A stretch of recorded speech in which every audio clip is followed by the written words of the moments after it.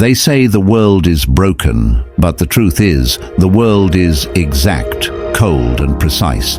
It just doesn't bend for you. It doesn't care that you woke up late, that you were born into struggle, that life threw fire at your feet before you ever learned to walk. There are no apologies carved into the concrete of suffering, no rewinds, no fair trades.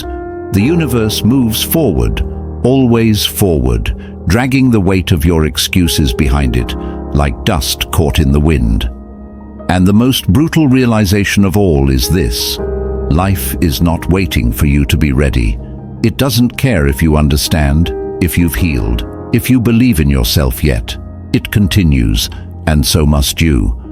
The world should be perfection, we whisper to ourselves, curled in the silence of our doubt, hoping that if we say it enough times, reality will crack under the pressure of our wishes. But it doesn't, and it never will. Perfection doesn't come to the world. Perfection comes to the person who chooses to live deliberately in the midst of its chaos. The man who sharpens his mind in the face of indifference. The woman who rises again and again without applause, without recognition, without rescue. You want to know what power really looks like? It's not noise, it's not titles, it's not status, it's presence, it's discipline. It's the ability to choose your reaction in a world constantly trying to provoke one out of you. That's the art of walking through fire and not becoming smoke. Somewhere along the way, we were sold this lie that things should feel good to be good. But growth is not a warm bath, it's a battlefield. You don't level up in peace. You evolve in discomfort, in rejection, in being underestimated. That's the soil where resilience takes root. And if you don't learn to thrive in the dark, you'll never own the light. Every hardship you're facing right now is a teacher. It may not speak in words, but it's giving you something. The patience you didn't want to learn, the strength you didn't think you had, the silence you needed to confront yourself. We think struggle is punishment, but it's actually instruction. Life isn't trying to ruin you. It's trying to show you who you are when everything else is stripped away. When there's no applause, no reward, no shortcut. Just you and the choice to keep going anyway. That's the moment you become dangerous.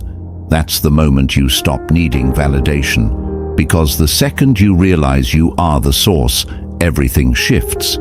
You stop asking for permission.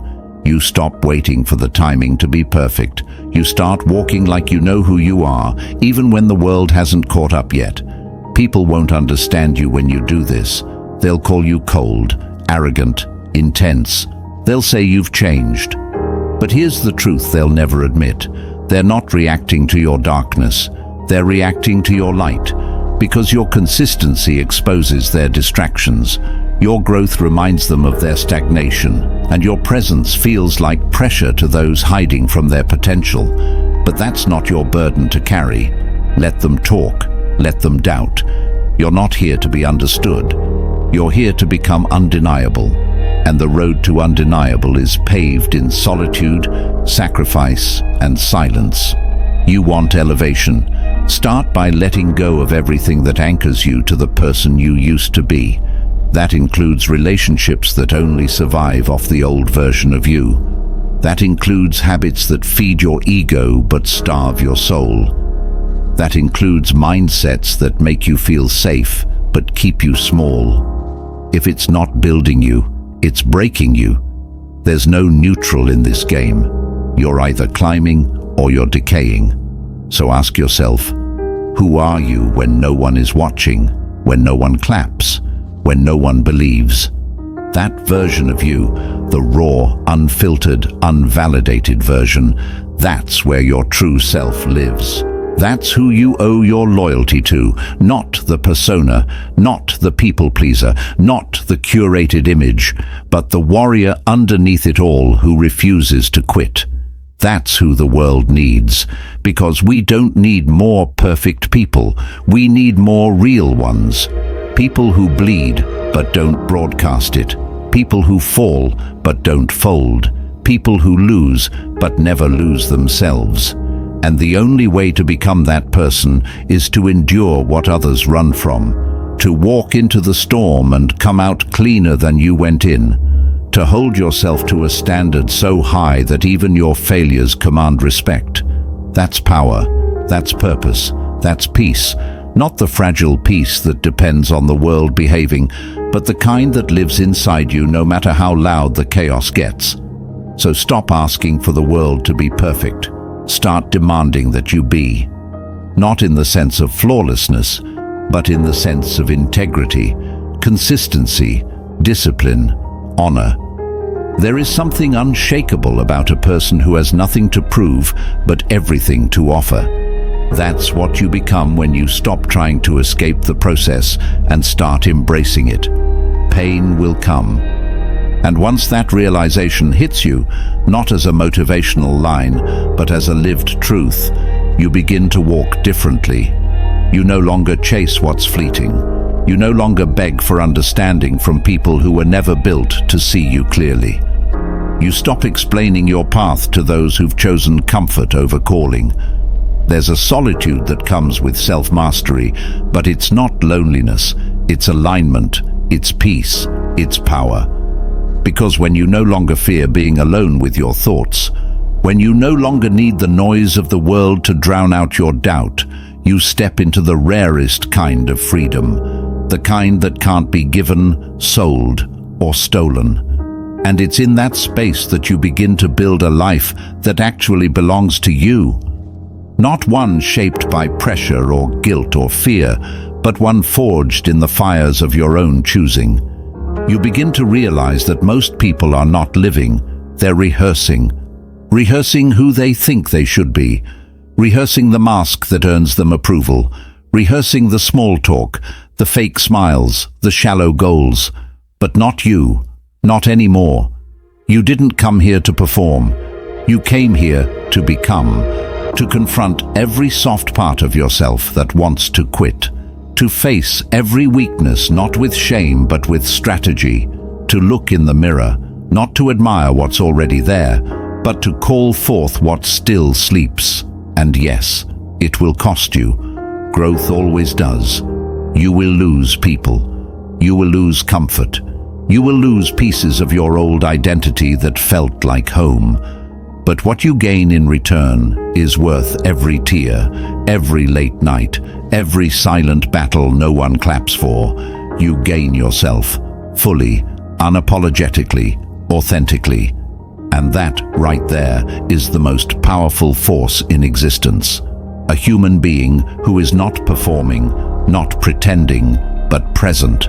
A human being who has accepted that the world may never make sense, that fairness is a myth, that comfort is a trap, and still chooses to show up with fire in their chest and steel in their spine. That's who the world remembers. Not the ones who chased trends, but the ones who chose truth. Not the ones who blended in, but the ones who burned with purpose. Your legacy will never be defined by what you avoided. It will be defined by what you faced. So stop asking when things will get easier. Start asking when you'll get stronger. Stop waiting for peace to find you. Start creating it with every breath, every step, every small, quiet, relentless act of courage. That's what it means to live stoically. To walk through hell and say, I am still mine. To face the chaos and answer it with clarity. To stare down the storm and say, move me if you can. You are not your fear. You are not your failure. You are not your past. You are the architect of everything that comes next. And when that sinks in, not just intellectually, but spiritually, you stop playing the game the world hands you. You start designing your own, not from ego, but from essence, from that deeper part of you that remembers what this is all really about. It's not about being impressive, it's about being integrated, not about being perfect, but about being whole. And wholeness comes from war, the inner war, the invisible war, the war between who you were and who you're called to be. Win that war, and you'll never need another victory. Lose that war, and no achievement will ever feel like enough. So stop hiding your battle scars. They are not signs of weakness. They are proof that you stayed, that you endured, that you bled for the version of you that could finally breathe. Because that's the real reward, not the applause, not the fame, not the fortune, but the quiet dignity of knowing you didn't fold when life tried to break you, that you didn't sell out your values just to fit in, that you didn't let the world convince you to become a watered-down version of yourself just to feel accepted. You stayed rooted, you stayed rising, and now you're ready. Not for ease, but for excellence, not for praise, but for purpose, not to be liked, but to be legendary. That kind of life, raw, real, refined through fire, isn't found.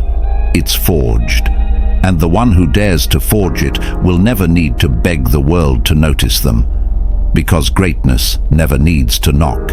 It enters, quietly, unapologetically, and changes everything.